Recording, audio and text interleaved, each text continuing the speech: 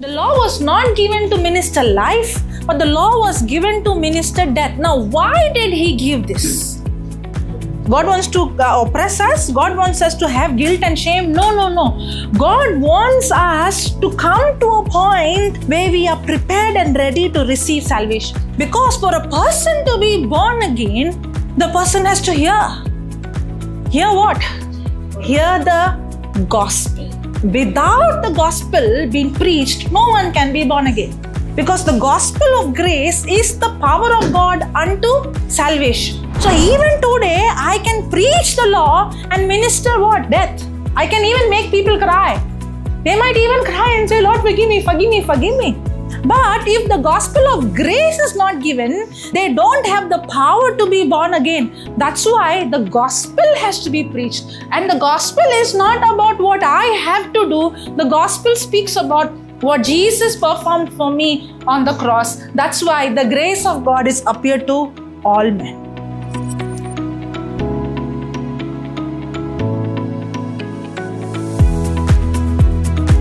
Let's close our eyes. Father, we thank you, we praise you, Lord, for this wonderful sessions.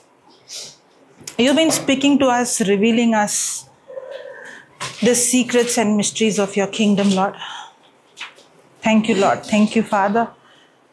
Just like how the few came to you, asking you, Lord, please teach us. We want to know you. We want to understand your word. And let this be our prayer. Jesus, teach us. We want to know you. We want to understand the mysteries and the secrets hidden. Because your word says, for a natural man, spiritual things are foolishness. Lord, I cannot understand your word with my natural ability. It is you who reveals those secrets and mysteries to us. Thank you, Holy Spirit, for enlightening the eyes of understanding to know, to hear, to see what you want us to see, what you want us to hear, and what you want us to speak. In Jesus' name we pray, Father. Amen.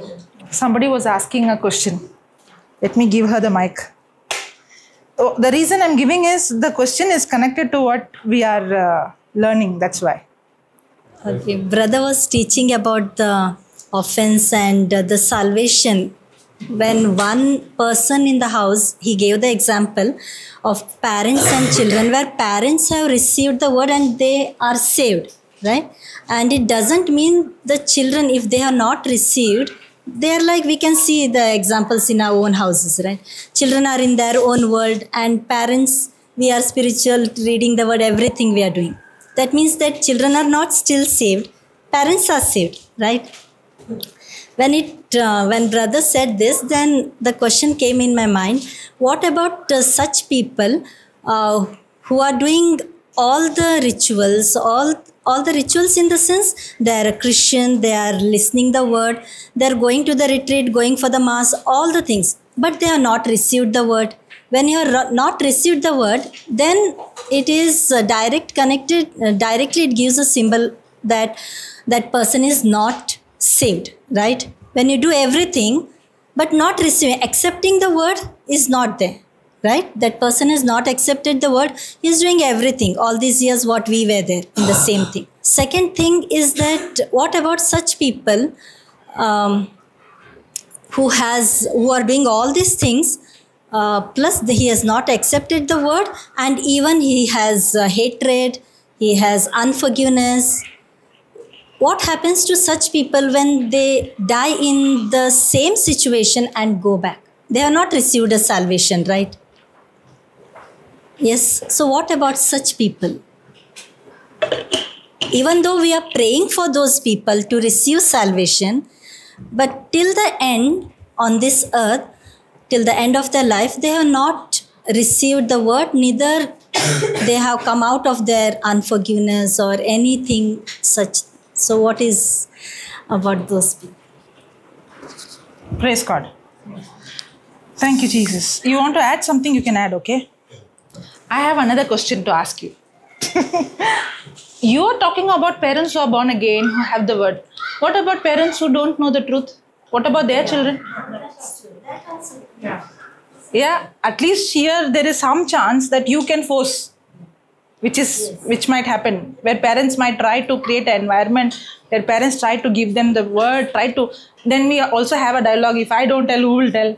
How will they know? Yeah? You have to understand one thing. That attitude, no? If I don't tell, who will tell?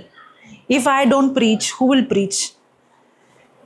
We have to understand, first of all, God's heart. It is not you or I who want someone to be saved. It is God who is willing than anyone else. It is God who's actually, if you see the Bible, the word, he was speaking about even before the foundation of the world.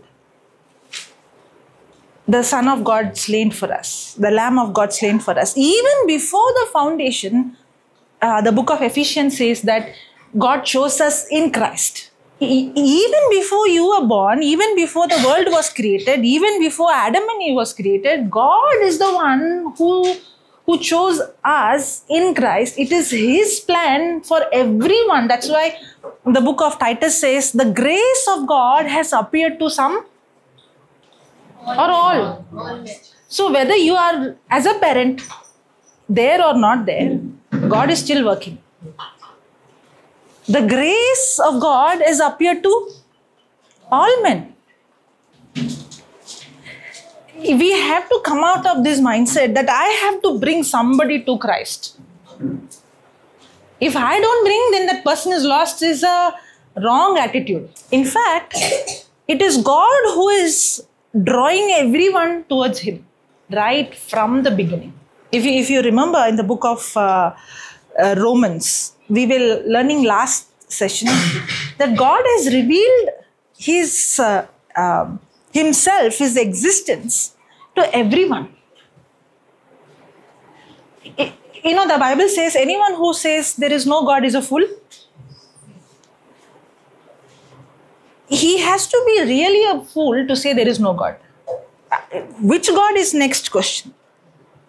But everything in the outside, the creation, is an evidence that there is a creator, there is a designer, there is intelligence. God, first of all, has put this intuitive knowledge. That's what Romans chapter 1, verse number 18, 19, 20 speaks, that God has put this intuitive knowledge that He exists in everyone. In the same way, God is also speaking through the creation that He is a God. There is a God who is real. Now, what is the meaning behind it? It is God it is not we who is going in search of God. It is God who has come in search of us. In fact, children is more easier. You know why? This voice of God is in everyone. Not only those who are born again. I'm not just talking about only those who are born again hear the voice of God. No. When Cain committed murder, he heard the voice of God.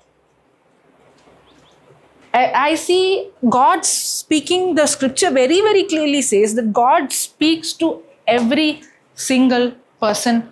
Whether you are born again or you are not born again, God speaks to every one of us. And it is God who left heaven and came in search of us. In fact, the book of Romans chapter 3 says, there is none who seeks Him. Can you see, search which verse is that? I think it's after 5th verse. 10. Okay. As it is written, none is righteous. None is righteous. No, not one. Not even one. No one understands. No one understands. No one seeks for God. There is no one by himself could see God. Many times we think as a parent, I have been seeking God, how to make my children seek God. But the scripture says there is none who seeks Him. In fact, the Bible says the Father seeks the true worshippers. It is He who seeks us. And it is He who draws everyone towards Him. If you understand this, no, you won't do God's job. Otherwise, we have to do the Holy Spirit job, God's job, and we get frustrated. Because the guilt comes that I have to somehow push them, or I have to do something to bring them to Christ.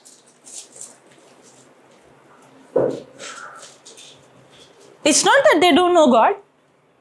Because, now somebody might say, if they don't know God, then why they don't believe in God? Why they're not hearing the word? Why they're not coming to church? Why we have to force things on them? The scripture very, very clearly says that when God speaks to us, it is we willfully ignore His voice. It is we who willfully keep neglecting, and we are the ones who darkens our heart. What I neglect, what I keep rejecting is what my heart becomes hardened. Now, a person who doesn't know the truth, or the person who don't know the word, or don't know God, or even the commandments, the law of Moses, or any of those things, they still know that murder is wrong. They still know robbing is wrong. They still know adultery is wrong. How do they know? Because God put in their heart, there is a God and there is something called sin. If they know murder is wrong, that means they know there is a God. If there is no God, then what is the matter? Whether I murder or I don't murder. If there is no God, what does that matter? Whether I steal or I don't steal. Yes, it doesn't matter, right? So when a person knows that murder is wrong, robbery is wrong, adultery is wrong, that means the person knows this is wrong and I'm accountable to God for the sin I commit. But the person can go to an extent where he hardens his heart, that he goes into confusion, and where he begins to believe the lie of the devil and come to a place where there is no God. I can do whatever I want. Nobody will come to a place just like that. You have to come to a place of rejecting the truth or become a reprobate. If you see Romans chapter 1, the last few verses speaks about all sins. Have you read that? The last few verses, can you read someone? From 18th verse. For the wrath of God is revealed from heaven against all ungodliness and unrighteousness of men who hold the truth in unrighteousness. Because that which may be known of God is manifest in them. That which may be known of God is manifest in them. That means what? Everybody has an intuitive knowledge that there is God. It is manifest in them, for God has showed it unto them. So who revealed Himself? God Himself has revealed Himself to each one of us. For the invisible things of Him from the creation of the world are clearly seen, being understood by the things that are made. When I see the sun and the stars and the moon, it's very clear that there is first God has spoken in our heart. Secondly, God is speaking through the creation that He is existing. He is real. For the invisible things of Him from the creation of the world are clearly seen, being understood by the things that are made, even His eternal power and Godhead, so that they are without excuse. That means no one can give excuse that I don't know that there is a God. No one can say that I don't know the truth because nobody spoke to me the truth. The scripture very clearly says no one is without excuse. No one can give excuse that I don't know God, because God Himself has revealed Himself to every single person that is born. Now see, because that when they knew God, it's not that they don't know God. They knew God, they glorified Him not as God, neither were thankful, but became vain in the imagination, and their foolish heart was darkened. Professing themselves to be wise, they became fools and changed the glory of the uncorruptible God into an image made like to corruptible man and to birds, four-footed beasts, and creeping things. Wherefore God gave them up to uncleanliness through. God gave them up means what? It is God who keeps drawing someone towards Him. But it is not God's character to force anybody. That's not God's character. He will never force. He gave them up means what? He keeps drawing us, but when we willfully keep rejecting, He will not force. He will allow us based on our own freedom of choice. That's what the scripture says. Wherefore, God also gave them up to uncleanliness through the lust of their own hearts, to dishonor their own bodies between themselves, who changed the truth of God into a lie, and worshipped and served the creature more than the Creator, who is blessed forever. Amen. For this cause, God gave them up unto vile affections, for even their women did change their natural use into that which is against nature. This doesn't happen just like that. A person has to constantly reject, where God Himself has to withdraw and allow you to go your own way. That's when a person goes into a place where he corrupts the very creation of God, where now even the natural affection is not there. The system is confused now. That's what it says. And likewise also, men leaving the natural use of the woman, burned in their lust one toward another, men with men, working that which is unseemingly, and receiving in themselves the recompense of their error, which was meet. And even as they did not like to retain God in their knowledge, God gave them up over to a reprobate mind. You know who's a reprobate? A reprobate is just like devil. Yesterday somebody asked in a Tamil session, why can't God forgive the devil? Why can't the devil repent? Actually, God doesn't want you and I to go to a place like devil, where there is no chance of any more repentance in our heart. God doesn't want us to go to a place that we become just like the devil, that we don't have any more conviction in our heart. That we don't want to be any more sensitive to His voice. God doesn't want us to become just like the devil. He loves us and He keeps constantly drawing us towards Him. But God cannot force us. But when we go to a point where we constantly, but I believe in the mercy of God, God works till the end of a person's life. That's why even the thief who was hung on the cross, Jesus was still speaking to him, His love. He still had a chance. Both of them had the chance, but not both accepted it. But one accepted it. It's not that God only spoke to one, God spoke both. It's not that God speaks only to some people, God speaks to every person. But God will not force. But He will keep speaking, He will keep, until you go to a point where you become a reprobate, where you don't want to be sensitive anymore, where you willfully reject it. That's what the scripture says. And even as they did not like to retain God in their knowledge, God gave them over to a reprobate mind to do these things which are not convenient. Being filled with all unrighteousness, fornication, wickedness, covetousness, maliciousness, full of envy, murder, debate, deceit, malignity, whisperers, backbiters, haters of God, deceitful, proud, boasters, inventors of evil things, disobedience to parents, without understanding, covenant breakers, without natural affection, impassible, unmerciful, who knowing the judgment of God. It's not that they don't know, okay? They know. Who knowing the judgment of God, that they which commit such things are worthy of death, not only do the same, but have pleasure in them that do them. Praise God. Hallelujah. Hallelujah. Is it very clear? Is the answer very clear in the Bible? It's very clear. Now Paul is speaking and he's telling this is the story of the Gentiles. Means every person who has gone away, who has been living sinful. If they are living sinful, there is no excuse. If I and you are living in sinful life, there is no excuse. We all willfully, that's why there is none who seeks God. There is none that understands. We have willfully rejected God. But there is a good news. And in the next chapter, Paul speaks about the Jews who had the knowledge, who had a form of knowledge, in fact, who had the law, who had the commandments, who had the covenant, who had the message that the Messiah is going to come. Now, you were telling about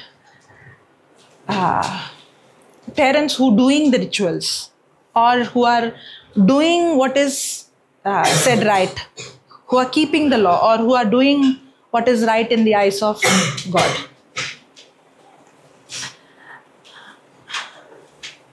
And then your question is, how will a person be born again? In those who don't know, how will a person be born again? Word.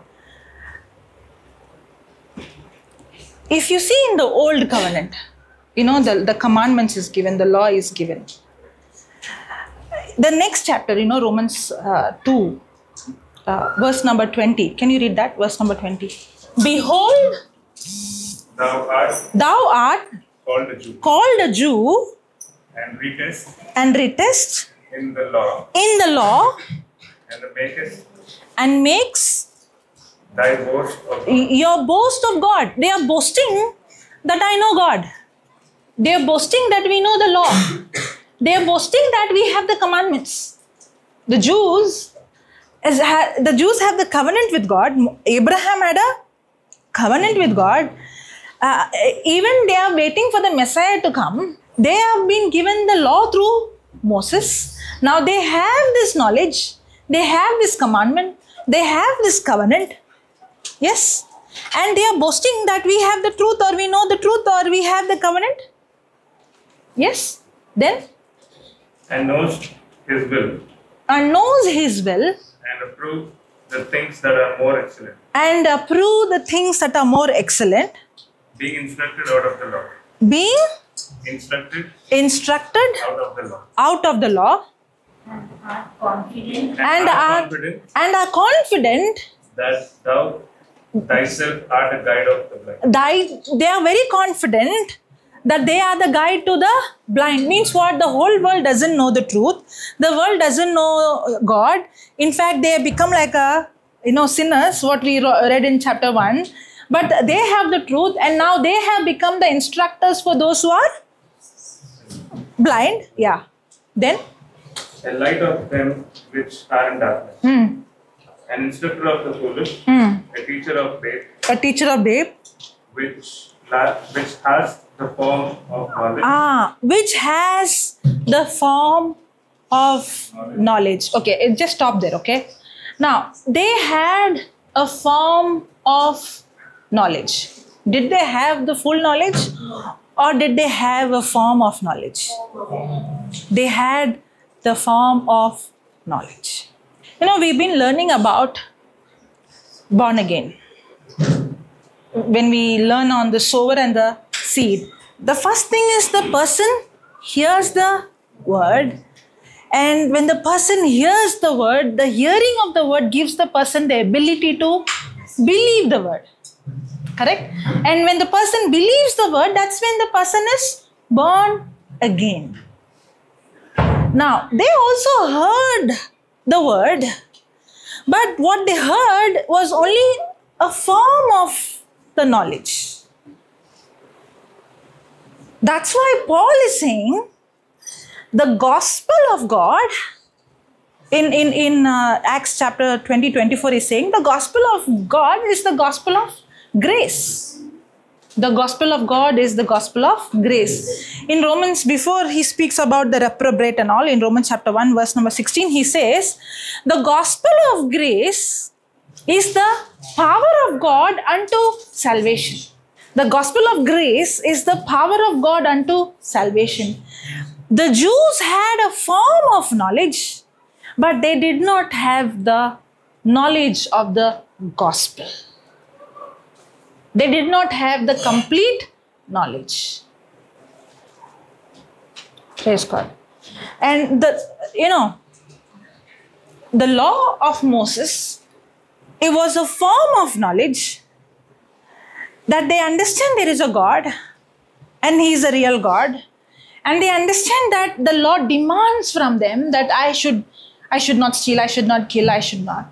But the gospel of God has not revealed the nature, the essence of the Father. That's why today we saw in Hebrews chapter 1 verse 3 that Jesus is the perfect representation of the Father's essence. Jesus is the only perfect representation of the Father's essence. Did we learn that in the morning? That means nobody else can represent or can reflect the Father's essence, not even the law of Moses. If I want to know who really God is, if I want to know who really the Father is, if I want to know who really God is, I cannot know Him without Jesus.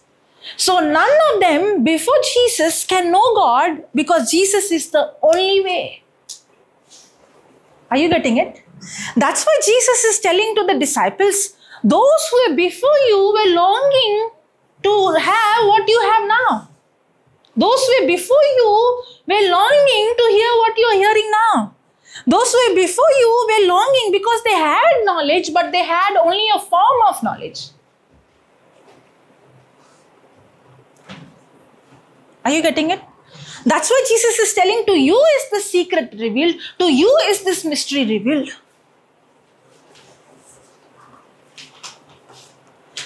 Okay, I'll show you one more scripture, okay? Go to 2 Corinthians chapter 3. Chapter 3. 2 Corinthians chapter 3. Verse number, where is your mic? Now is the dispensation of death, the dispensation of death, carved in letters of stone, the dispensation of death, carved in letters on stone. Another translation says the ministration of, the ministration of death, the dispensation of death, or the covenant or the ministry, the old covenant is the ministry of death. That ministry of death is carved in stones. What is that? The law that came through Moses. So the law was to minister what? Death. The law ministers what? Why the law was given? The law was like a mirror to show man what is already inside of him. What was already inside of man? Sin. This sin did not come because he did something. He was born with this sin nature from his mother's womb. So now this law was giving him the knowledge what is already inside of him. The law is not something new. In fact, we see, what about those who are not Jews? How do they have the knowledge? Because the law was written for them in their hearts. What is that law? That law is good and bad. So everybody has this conscience, sin conscience, that what I'm doing is wrong. That's what the scripture says. God has revealed His wrath against all ungodliness from heaven in everybody's heart. That's why everybody knows what I'm doing is sin. You don't need to be a Jew or a Catholic to know you are wrong. Because God has revealed it to everyone. Are you getting it? And why did God give this law either in the heart or in the stones? Why did He give to minister what? Death. The law was not given to minister life, but the law was given to minister death. Now, why did He give this? I want you to understand this. Why God wants to minister? God wants to torture us? God wants to oppress us? God wants us to have guilt and shame? No. God wants us to come to a point where we are prepared and ready to receive salvation. Because salvation, another way, instead of saying salvation, I use the word born again. Because for a person to be born again, the person has to hear. Hear what? Hear the gospel. Without the gospel being preached, no one can be born again. Because the gospel of grace is the power of God unto salvation. For a person to be born again, he has to hear not any word of God or the law. The person has to hear the gospel being preached. That's why Paul is saying, I am not ashamed of this gospel, because this gospel is the power of God unto salvation. What is the law going to do? The law is going to bring that person to a place where he is prepared and ready to receive the gospel. Okay, we come back to this verse. Before that, we'll go to Galatians 3, schoolmaster 21. Wherefore the law was a schoolmaster. Wherefore the law was our schoolmaster. Bring us into To to bring us. I want that word. Listen to that. The law was to bring us. So the law cannot bring salvation. The scripture doesn't say that the law is the power of God unto salvation. The scripture doesn't say that. The law of Moses is not the power of God. Gospel of grace is the power of God unto salvation. But the law brings us to a place. That place is called the end of yourself. Lord, I need help. Help me. On the other day, the Zoom session, we were learning about two of them. One is the rich man who came to Christ. And other one is Samaritan woman where Jesus went in search of her. It looks like who's seeking him? Who is seeking Jesus? The Samaritan woman or the rich man? It looks like the rich man is the one who's having thirst. Don't be deceived with the outside, okay? Just because somebody looks very pious or very going to church doesn't mean the heart is right. Just because the Samaritan woman did not come in search of Jesus doesn't mean her heart is wrong.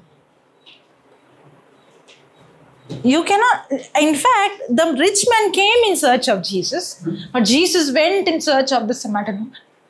You know why? It's not that God was seeking one person and not seeking the other person. Both of them had a form of knowledge. Both of them had, that's why Jesus is asking to the rich man. The rich man is asking Jesus actually, what should I do to receive eternal life? Yes. So Jesus is saying, have you kept the law, commandments?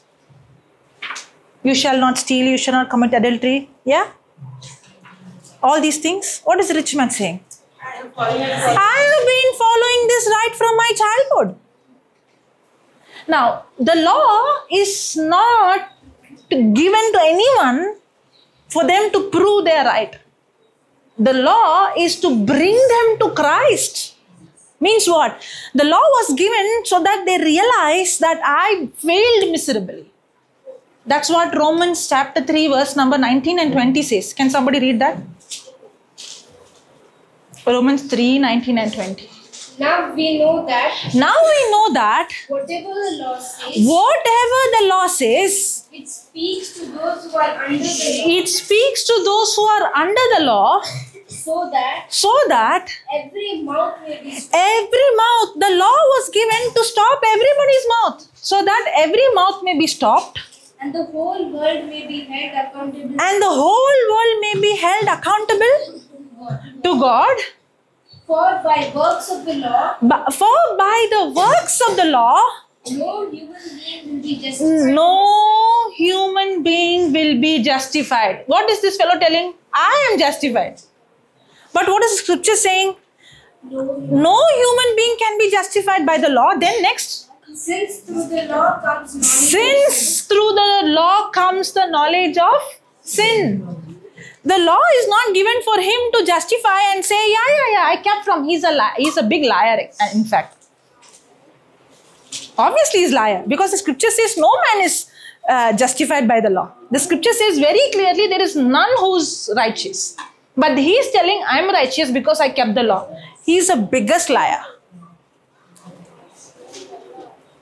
That was not the intention of the law. The law is to bring a person to a point where he would say, Jesus, God, I need help. Help me.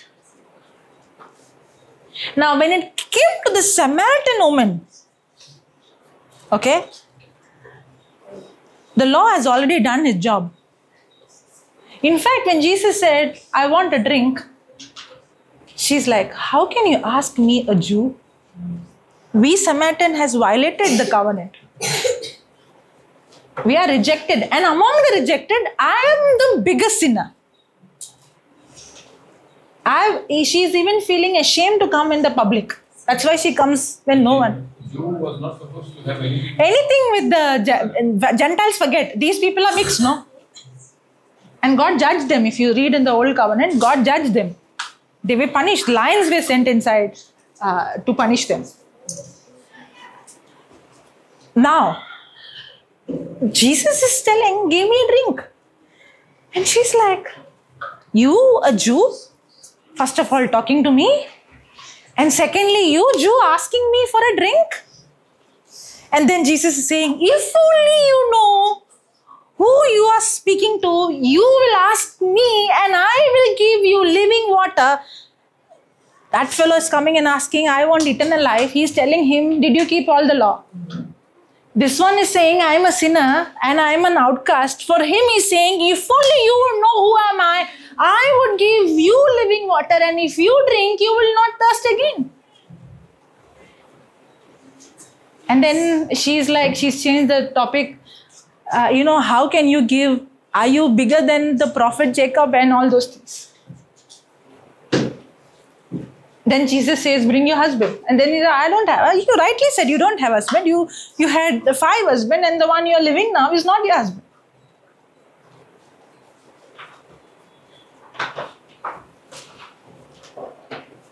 And then she's saying, when he speaks all these things, I have heard about the Messiah. That means what? She is been waiting for the Messiah. I know about Christ. I know about the Messiah. I know that the Messiah has to come. Means what? The law has brought her to a place where she is in guilt and shame. But at the same time, there is hope for her that the Messiah would come to save me. And Jesus tells to her, I am the one. And the moment she hears the good news, she goes and she proclaims the good news. Why? Salvation is Jesus. Without Jesus, there is no salvation. You know what's hindering the rich man? Because his focus was on what he has to perform. The very knowledge that he had was actually a hindrance for him. Okay, now go back to that. Now, if the ministry of death, carved in letters and stone, came in such glory. So when the law of Moses was given, it came in glory in such a way that the face of Moses was shining, that he has to put a veil. Yes or no? Sometimes we pray that, oh, Moses saw you face to face. I want to see the way that he saw the glory. But the scripture says that glory was revealed when the law was given. When the law was given. Yeah, read. That the Israelites could not gaze at Moses' face. He was filled with glory in such a way that the Israelites could not gaze his face. Because of its glory. Which was being brought to an end. Which was being brought to an end. Then? Will not the ministry of the Spirit have even more glory? If the ministry of the law was so glorious, how much more is the ministry of grace? The ministry of the Spirit, the ministry of the new covenant. That's why Paul is saying, I am not ashamed of the gospel of grace, for the gospel of grace is the power of God for a person to be born again, to receive salvation. For if there was glory in the ministry of condemnation, the ministry of righteousness must far exceed it in glory. Then? Indeed, in this case, what once had glory has come to have no glory at all. Has come to know no glory at all. Because of the glory that surpasses it. Because of the glory that surpasses it. For if what was being brought to an end. For what was being brought to an end. Came with glory. Much more will what is. Much more. Will what is permanent. Of what is permanent. Have glory. Have glory. Then. Since we have such a hope. Okay, you read. Okay, pay attention to him. Read. Continue to read. Since we have such a hope, we are very bold. Not like Moses, who would put a veil over his face so that the Israelites might not gaze at the outcome of what was being brought to an end. But their minds were hardened. Now see this. Their minds were hardened. Their minds were hardened. Jesus also said, seeing they couldn't hear, hearing they couldn't understand, nor could they perceive, because their hearts were hardened. Here also, their minds were hardened. Then? For till this day, when they read the old covenant, that same veil remains unlifted. Okay, I want you to listen to this, okay? They had a form of knowledge. Yes. They had the law of Moses. But that law was actually a veil for them. In fact, the scripture says, still today, those who are reading the old covenant and trying to live according to the old covenant, or who are trying to understand the old covenant, till today, there is a veil in them. You know why? Because the law has no power to bring salvation. The law is holy, the law is perfect. In fact, the law was ministering and showing to us what was inside of us. The law also could bring us to a point that we realize that we need mercy. I'm a sinner, I need mercy. But that very law cannot give us the grace of God, cannot give us the freedom from sin. That law cannot reveal us the essence of the Father. The law cannot reveal us the heart of the Father. The law cannot give us the ability to overcome sin. Nor the law can give us the ability to be born again. So what was hindering them? See, even though they came and they heard, they saw Jesus, what was hindering them? The law itself was hindering. It was a veil for them. Did you get that? You know what was the difference between Martha and Mary? It's not that Martha did not have the knowledge. But Martha's focus was on, I have to do this. That's the mindset of the law. The mindset of the law is, I have to perform or do something to earn. That itself is a veil for her. That's why she's offended. Because the focus is on what I have to perform. Now, why do you think the Pharisees were offended when they saw Jesus sitting with the sinners? Because according to them, they are keeping the law. They are circumcised. They circumcised on the 8th day. They kept the law. They are keeping the Sabbath. They are honoring their parents. They never lied. They never committed adultery. They did this, all. Now they see these prostitutes and these tax collectors who have violated everything, and now they are the disciples of Jesus. Not only that, after the resurrection of Jesus, they are called the saints. Now what will the people who kept the law would feel? Because their focus was on, I have to perform. I have to earn. I qualify because of what I did. Now what happened to Martha? Maybe Martha is not talking about the commandments, but she had the mindset of the law. Her focus was on, I have to do this for Jesus. I have to do this. But her focus was on what? I have to do. And now she is offended with Mary. Why? Because I am earning it and she is getting it free. The elder brother was offended with the younger brother. Why? Because I am in the father's house. He in fact tells the father, I kept all the commandments. Didn't I keep all the commandments? Was I not serving you? Was I not doing everything? Now, what is he thinking? If I do all these things, then I will be qualified in the eyes of God. In fact, he focusing on what he has to do itself is a veil. That's why his heart is darkened to receive the grace of God. Whereas the prodigal son came to a point that I cannot do anything. I messed it up. Lord, I need forgiveness. That's what the law did. The law brought him to a point where he's saying, I need mercy. That is the very moment the gospel is preached. And when the gospel is preached now, that the gospel, the good news is what? Is the power of God that brings salvation. Praise God. I don't know whether you are getting it. This applies even today. Not necessarily a person has to be a Jew or a Catholic. Somebody can say, you know what, I have been doing social service. I have been helping elderly people. I have been giving the poor. And my own good works will take me to heaven. Now what is that? That's a veil for him in his mind. His heart is hardened. Why? He don't need a savior. He don't need forgiveness because he is trying to justify by the law. What law? a moral law. That law which was in his heart.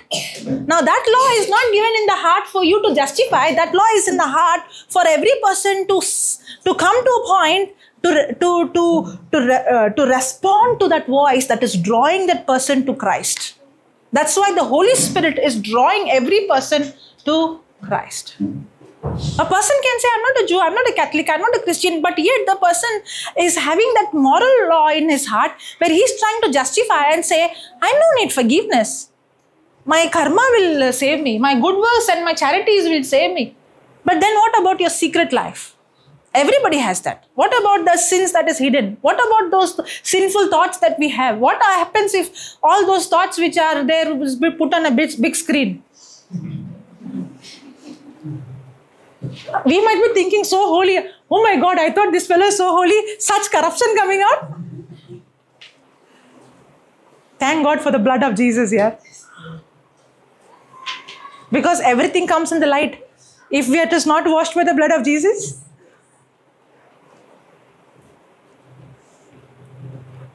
That's why no flesh can be justified. Every person knows in his heart, he needs help. He needs a savior. He needs salvation. But no one can receive the law, whether it is moral law that is written in a person's heart, or it is a Jewish law that has been given to the through Moses. Whatever law is, the intention of the law is to again bring that person to God. But a person can come to a point of asking for mercy or help, but a person can receive the greatest miracle called being born again only when the gospel is preached. And the gospel is what Jesus did for me on the cross. That's why Paul is saying, I preach the gospel, the crucified Jesus, graphically portrayed as if you could see with your eyes, he been crucified right before your eyes. And that's why Paul is saying, I am not ashamed of this gospel. Because this gospel is the grace of God for those who believe. Salvation unto those who. Without the gospel, there is no salvation. My job is only one thing, to preach the gospel. If I preach the law, there is no power. The law has power. I'm not saying there is no power, but the power of the law is to bring guilt. That's it. You can go to a church where there is law preached. You can go to a congregation where there is law preached. I won't say nothing is happening in the people's heart. No, law ministers condemnation. Those who go and hear the law being preached, they will feel this in the heart, oh Lord, I'm a big sinner. Because the law has the power to condemn. That's what we saw. The ministration of the law is death. So even today, I can preach the law and minister what? Death. I can even make people cry. They might even cry and say, Lord, forgive me, forgive me, forgive me. But if the gospel of grace is not given, they don't have the power to be born again. That's why the gospel has to be preached. And the gospel is not about what I have to do. The gospel speaks about what Jesus performed for me on the cross. That's why the grace of God is appeared to all men. Praise God. That's why anywhere we go to preach, anywhere, whether it is doctors or lawyers or drug dealers or whoever, wherever we go, I'm not going to question who are they, what they believe. I don't need to even think whether the person is going to believe or accept. My job is to preach the gospel. That's it. And that gospel which I preach, that gospel has power in it to penetrate a person's heart, for that person to believe, because the gospel itself has the power for the person to believe. That's when a person is born again. Now, what happened to the rich man? There are many times people come, but they don't want to hear the gospel. They hear, but they don't pay attention. Why? Because their attention is, I did this, I did this, I did this. That's why when a person is healthy or doing very good, okay, I'm giving an example, doing very good. You go and tell, I want to speak about Jesus. The person might even tell you, I'm not like you, workless, jobless, I'm busy. Possible? You have too much time, you are workless, jobless, so you're talking about Jesus. I'm busy. My hard work, my money, my talent, and I'm doing good, yeah. You work hard and be good. Yeah? Now, you work hard, your talent, your gift, everything is okay. One day your doctor's report comes. In one day, you spend 10 years money, salary you earned. Gone. Happens? Now the same person go and say, shall I pray for you? Please pray for me. Now the person will say, I'm busy. It's okay. Which religion you? I don't mind. You pray for me. Somehow God has to heal me. Now what happened to him? The person has come to the end of his self. All this time was hindering his trust was in his own power, his ability. That was the problem with the law. It was a veil because the trust was in I have to do this. But the law is not given to a person to trust him. The law was given to bring a person to a point where I cannot depend on me anymore. I need the Savior. That's what happened to the Samaritan woman. She came to a point, I'm waiting for the Savior. So Jesus saw the heart which was actually longing for the Savior. That it looks like Jesus came in search of the Samaritan woman, but Jesus saw her heart. Actually, just a point. Yeah. So, there is one example where sister gave about the kids when they are not really doing good, or let's say they are not following the word, wherein we are following the word. But when we want them to perform according to the word, then there is a there is a thought process in the parent saying that this is my kid, I want him to follow. At the same time, there is a word where we say that that person has to wait for that point where he's not able to keep, or he or she is not able to keep all the law. Let's say give up and say, okay, I need grace or I need help. So parents is always in a confusion. Should we wait till that moment, or should we keep reminding them? Or if we keep following it by ourselves, they should be able to see what we are doing. So that comes like a discipline. At the same time, it's a lot of confusion with all the parents. Okay. As a parent, I agree that children are, especially very small children, they don't have the ability to discern right and wrong or make choice. Yes. So as a parent, you will, just like how you send your child to school whether he likes or she likes, in the same way, as a parent, it is your responsibility or my responsibility to give Christ to them. No denial about it. But children learn not by what you say, but how you live. What they see. Exactly. Yes. Now, as I told you, God has been speaking to, what about children who don't have spiritual parents? Okay. Now, God is the one who's working. God is the one who's drawing them. In fact, as they grow, their hearts become harder and harder as they ignore the voice God is speaking. That's the good news. Good news is when they are young, they are actually more sensitive and tender. Now, in the beginning, I told 3 of them, volume low. Yeah. But you can talk. Means you can play. I told that. You can play, you can talk, you can do. But volume no. The reason is, you play no problem, but others cannot play. Now it looks like, oh, we all have to listen. They cannot listen. Because I understand, even though they are playing there, it looks like they are not paying attention. In fact, they pay more attention than you. When you go home, words would come out of their mouth, you will be surprised. In fact, they would even come and correct you. That's not what we heard today. Does it happen? Yes. Means, when you are having a relationship, a genuine relationship, when you are growing, children always get attracted to Christ in you. When you see in the time of Jesus, when they saw Jesus, they ran towards Jesus. If you ask me, the most easiest people to minister for me is children. It might sound difficult because you look at them and you get deceived. Because one is scratching the head, one is playing one leg up and hand. So you might get irritated because you are expecting them to have eye contact. I had a problem with that. But actually I saw they are picking up so fast. Actually they are getting it more because they are more tender. They have not become so hardened like others. They're more tender and more sensitive because they can hear the voice inside, and now they can hear the same voice somebody else speaking. When you create the environment at home where you live what the word of God says, the anointing in you will attract them. But if you are not carrying that presence and anointing and you're only speaking, they know you're faking.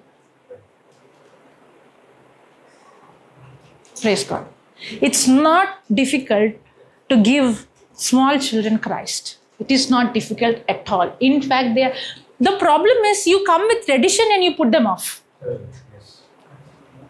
Instead of you showing Christ, you showing them rules and regulation. And for them, what is Jesus inside and what Jesus you speaking is not matching.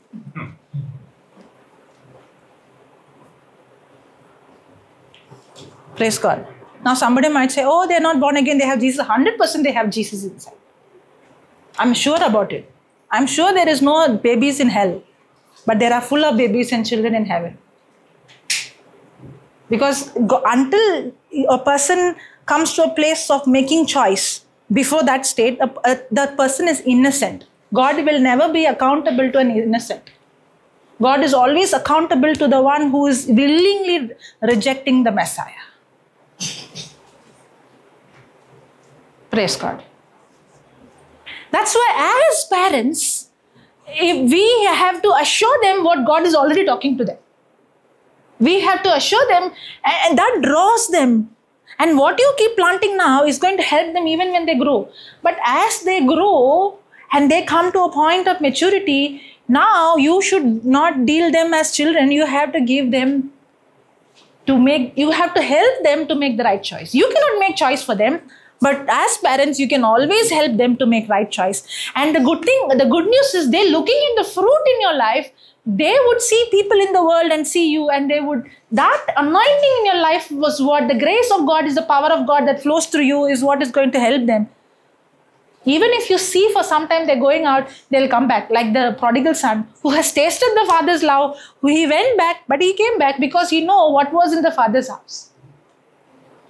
But you don't become God in their life. You don't become policeman in their life. Then you will be frustrated. You will be checking every message, every call, every friend. Your life will be miserable.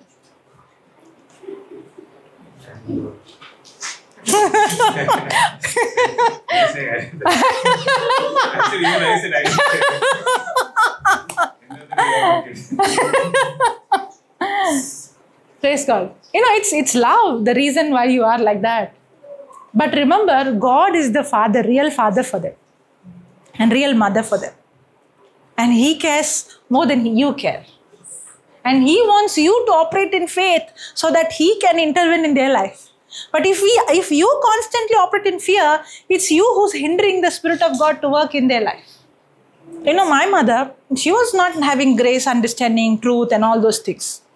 But one thing I saw, because of her childhood, she did not have her parents' love. Her only thing was she would always run to Jesus. Somehow, I don't know how, she was not even into tradition. I don't know how. But when I was small, I would always get zeros, right? She would always tell me, it's okay, God has a great plan for you. It's okay, one day you'll come. And I'm wondering from where did she get this confidence? How can a mother, nowadays your children getting 35%, you'll say, it's okay, God has a plan for you. You have the guts to say those words, you'll say, He will take it then He'll sit on my head if I say such dialogues. My mother used to say, no, God has a future for you. No, one day you will see a person who God is using. She would say these words to me, That's why always anywhere else would be dangerous, but not going home. I would feel safe going home. Otherwise, it will be like run away from everywhere, right? Everywhere. You go to school also bashing, home also bashing, then where will I go? And my relatives would scold my mother. What kind of mother you are? You don't know, give her to.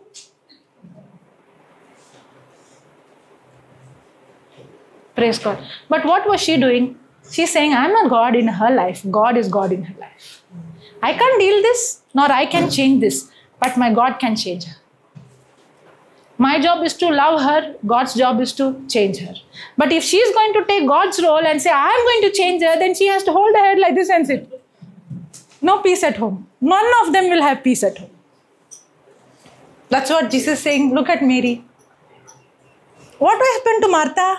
I have to do. Now, the action is, see, many people think, what she did. Even I used to think, Martha is right now. If she doesn't cook, then Jesus also have to be in anger. How can Jesus support this Mary? What Martha?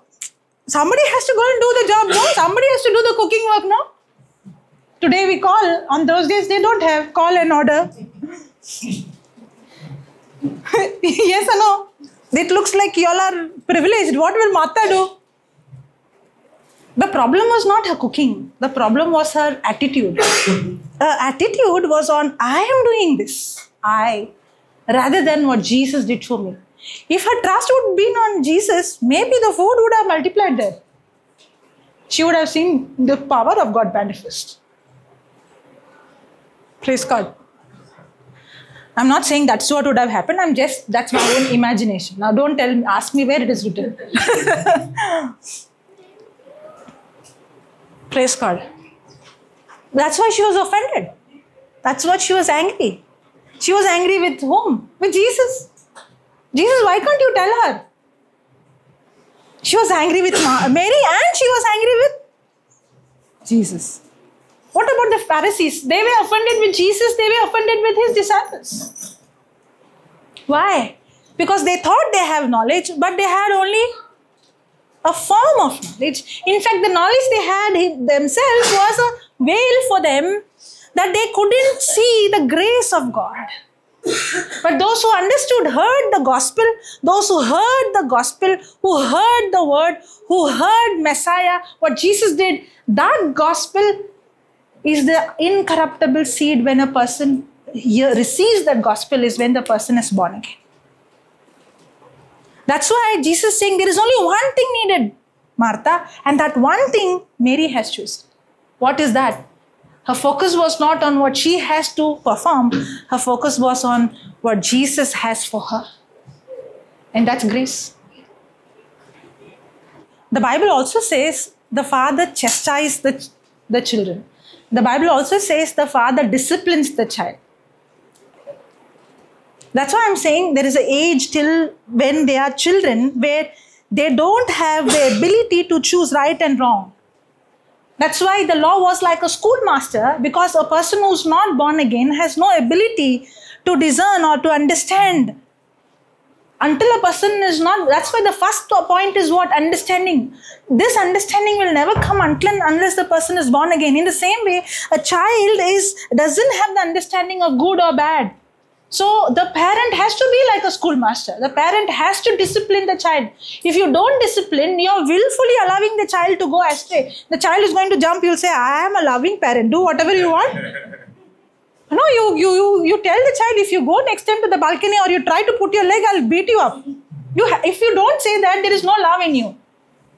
Correct? But when the child is 40 years old, you'll go and say, I'll beat you up. That's exactly what I'm saying.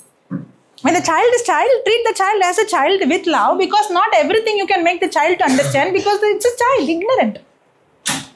But when the child is ignorant as a child, that's the time for you to plant the seed. You cannot say, I give you choice. Will you say, I give you choice today? You want to go to school, Baba? Or you want to stay at home? You sleep. You say that? Or no matter what, get up, go to school. Are you getting it? When it comes to child, treat the child as a child. But that is the best time to sow the seed. When the child is ignorant, tender, that's when you start feeding the child with the word. You don't wait for the child to give you the option or the choice. No choice for a child. Once the child becomes adult, then it is different. Don't approach adult like a child. That's a problem. There is a balance. But what happens when they are tender, instead of sowing the word, we sow everything of the world. You should be number one. You don't give to anybody. You have to be, you are only planting selfishness and worldly system. And when they are growing, you are wondering why they are not coming to church. Planted the seed. You planted the seed.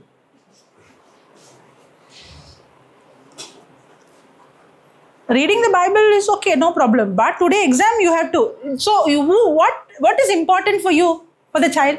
The word or the world system?